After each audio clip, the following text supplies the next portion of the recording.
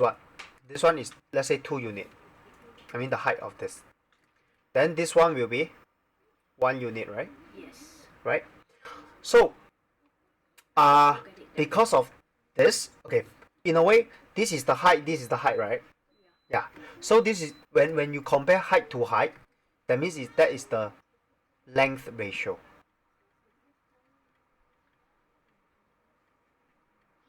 When you compare height to height, the longer height to a smaller height, that's called length ratio. So in a way, the length ratio is 2 to 1, right? Or in a way, 2u to 1u. So 2u to 1u is 2 to 1, if you simplify it.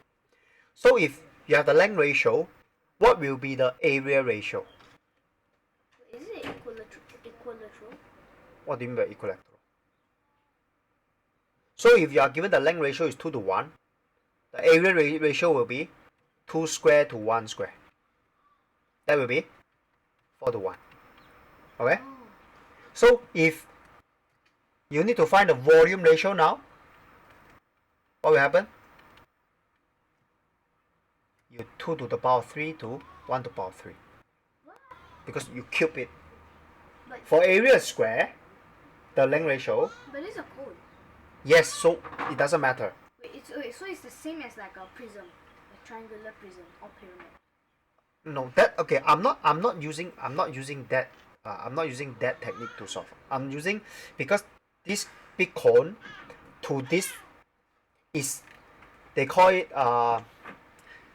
geometrically similar. Oh. Okay, they call it geometrically similar.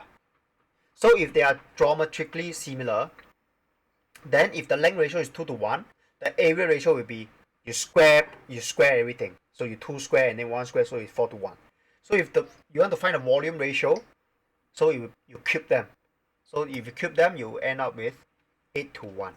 Okay, so now they ask what fraction of the volume of the second cone is filled with water. So this one, right? Right? This one, right? So therefore, the smaller one is 1, right? Yeah. The big one is 8, right? So what fraction? So it's 1 over 8. Because the smaller one is 1, right? The whole thing is 8, right? Yeah, so it's 1 over 8. So that's the fraction. Clear?